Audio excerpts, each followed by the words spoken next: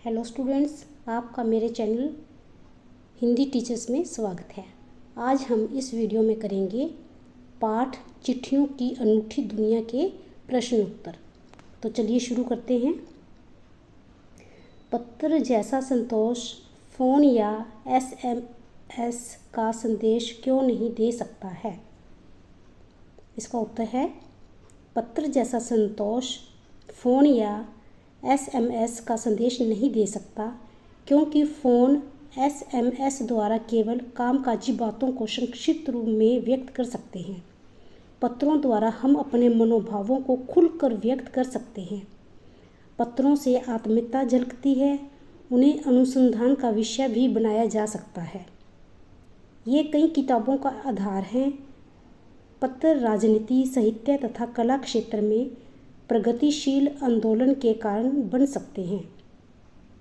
यह क्षमता फ़ोन या SMS द्वारा दिए गए संदेश में नहीं है। ठीक है जी, क्योंकि पत्र में हम देखो कितना खुल के बोल सकते हैं, कुछ भी बोल सकते हैं, लेकिन SMS में ऐसा नहीं होता।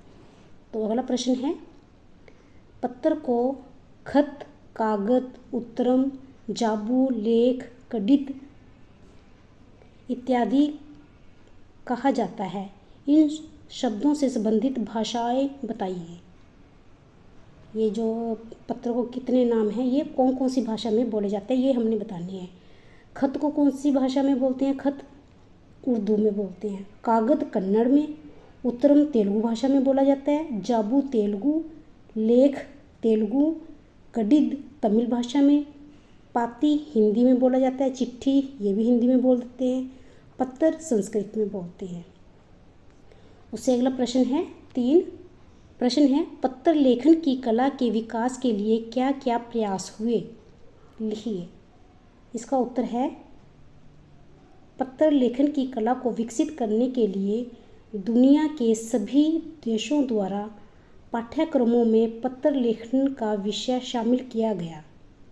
विश्व डाक संघ की ओर से 16 वर्ष से कम आयु वर्ग के बच्चों के लिए पत्र लेखन प्रतियोगिताएं आयोजित करने का कार्यक्रम सन 1972 से शुरू किया गया।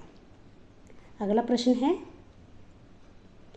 पत्र धरोहर हो सकते हैं लेकिन SMS क्यों नहीं? तर्क सहित अपना विचार लिखिए। प्रश्न नंबर 4 है ये। पत्र व्यक्ति की स्वयं की हस्तलिपि में होते हैं। हस्तलिपि होते हैं, हाथ से लिखे हुए होते हैं, जो कि प्रियजन को अधिक संवेदित करते हैं। हम जितने चाहे उतने पत्रों को धरोहर के रूप में समेट कर रख सकते हैं, जबकि SMS को मोबाइल में सहेज कर रखने की क्षमता ज़्यादा समय तक नहीं होती है। SMS को जल्दी ही भुला दिया जाता है। पत्र देश, काल, समाज को जानने का साधन रहा है। दुनिया के तमाम संग्रहालयों में जानी मानी हस्तियों के पत्रों का अनूठा संकलन भी है। अगला प्रश्न है,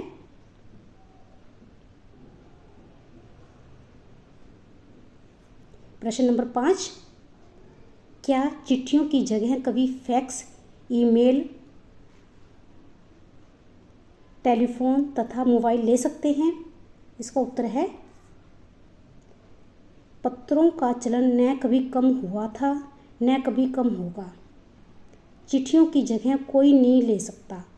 पत्र लेखन एक साहित्यिक कला है, परंतु फैक्स, ईमेल, टेलीफोन तथा मोबाइल जैसे तकनीकी माध्यम केवल कामकाज के क्षेत्र में महत्वपूर्ण हैं।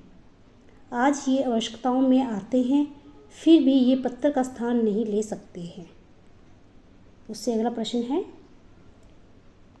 प्रश्न नंबर 6,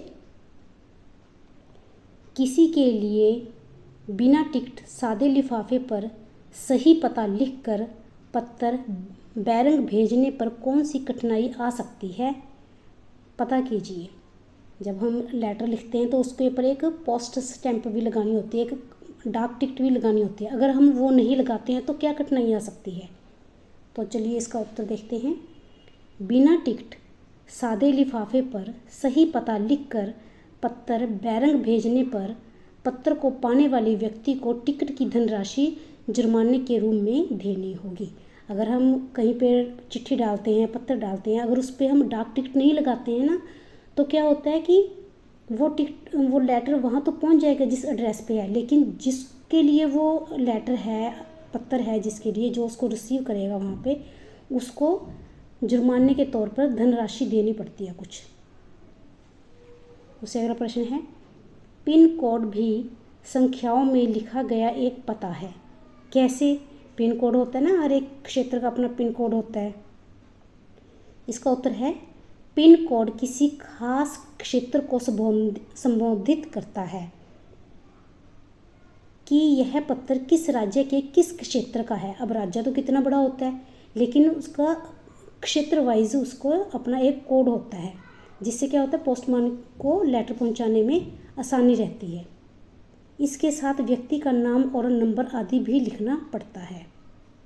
पिन कोड का पूरा रूप है postal index number. Pin code की फुल फॉर्म है पोस्टल इंडेक्स नंबर। यह 6 अंकों का होता है। हर एक का खास स्थानीय अर्थ होता है, जैसे 1 अंक राज्य, 2 और 3 अंक उप क्षेत्र, अन्य अंक क्रमशः डाकघर आदि के होते हैं।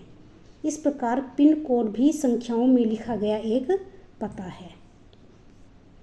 उससे अगला प्रश्न है, ऐसा क्यों होता था कि महात्मा गांधी को दुनिया भर से पत्र महात्मा गांधी इंडिया पता लिख कर आते थे?